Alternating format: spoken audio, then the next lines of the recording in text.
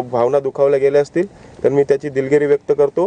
आजही बांधला तेव्हापासून किंवा आत्तापासून महाराजांचाच आहे। राजांनी माझ्या शब्दाचा विपर्यास केला गेलाय आणि त्यातून आज आंब्याचा विषय काय केला? आंब्याचं काय पडलेले आंबे उचलले सोशल मीडियावरती गेले 2-3 दिवस मी तुला बघतोय पण मला भेटलं आपली भेट होत नाही।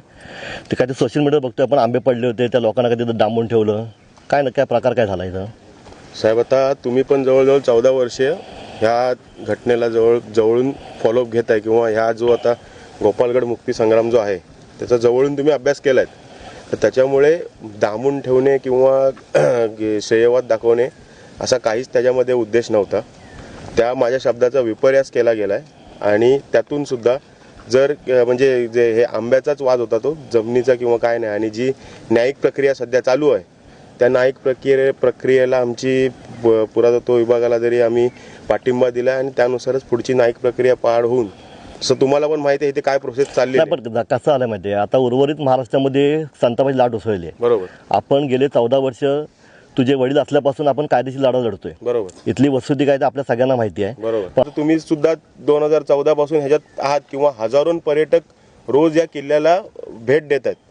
आज जर अशी गोष्ट खरोखरच असती की बाबा किल्ल्यात डांबून ठेवण्यात येतंय किंवा पर्यटकांना आत घुसण्यापासून मजाव करण्यात येतोय तर एक व्हिडिओने हजारों व्हिडिओ निघाले असत्या आणि त्या व्हिडिओत माझंच नाही सगळ्यांचं आणि मी पण ह्याच्यात हे सांगतो की बाबा त्या व्हिडिओत तुम्ही जर ती व्हिडिओ जर पाहिलात तर मी कुठेही त्याला माझं बोलण्याचं नेचरच असं आहे बोलण्याचं ट्यूनच असं आहे। आत्तासुद्धा तुम्हाला बोलताना वाटत असेल मी ॲग्रेसिव्हली बोलतोय पण ते तसं नाही आहे। मी त्यांना समजवण्याचाच प्रयत्न करत होतो। विषय असा होता की त्यांनी सुरुवातीला जेव्हा घटना घडली त्या घटनेला मी सुद्धा इथे उपस्थित नव्हतो। कातकरी जे आपले जे राखणदार आहेत त्यांना आपल्याकडे कोकणात कातकरी बोलतात तर ते राखण करताना त्यांनी प्रत्यक्ष त्यांना आंबे काढताना बघितले। आंबे काढताना बघितल्यानंतर मी बुधवार दिवस होता ऑफिसला असल्यामुळे प्रत्यक्षात मी इथे नसतो तुम्हाला ही गोष्ट माहिती आहे। मी ऑफिसवरून आल्यानंतर हा जो सिच्युएशन घडली सिच्युएशनमध्ये प्रसावधान प्रत्येकाला नसतो त्यात माझ्याकडून काय तोंडून गेलं असेल तर मी त्या बाबतीत मी दिलगिरी सुद्धा पर्यटक जर त्या कोणीही त्या व्हिडिओच्या माध्यमातून कोणीही चुकीची समजूत करून घेऊ नये।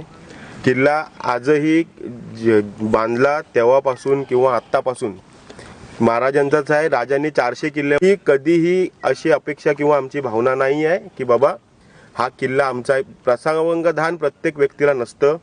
ती सिच्युएशन जी होती ती वेगळी होती तिचा विपर्यास केला गेला त्याला आंबे चोरीवरून त्याला भरकवण्यात आलं त्याच्यामुळे कदाचित माझ्या तोंडून ते गेलं असेल। जर तसं काही झालं असेल मी माझी दिलगिरी व्यक्त करतो। एका वक्तव्यामुळे अख्खा महाराष्ट्र पेटून उठलाय बरोबर तर तू तुझं वक्तव्य मागे घेतलं पाहिजे असं मला वाटतंय। बघा महाराजांपुढे माझं वक्तव्य किंवा महाराजांपुढे मी स्वतः कुठेच हे आपण कोणीच नाही महाराजांचं आपण नकाची पण सर आपल्या कोणाला नाही। बरोबर जर महाराजांचं नाव घेऊन जर वक्तव्य किंवा आणखी काही पाठी घ्यायचं असेल तर त्याला मला त्या बाबतीत कुठलाही छोटेपणा किंवा त्यात माझं कुठलंही बाबा ही पाठीमागे आलो त्याच्यामुळे मला राग आणि त्यातून जर महाराष्ट्राची मी पुन्हा एकदा सांगतो जर महाराष्ट्राची कोणाची जर भावना दुखावल्या असतील तर महाराजांपुढे मी स्वतः किंवा माझे घर किंवा आपण स्वतः सगळेच कोणी येत नाहीत जर ती भावना दुखावल्या गेल्या असतील तर मी त्याची दिलगिरी व्यक्त करतो।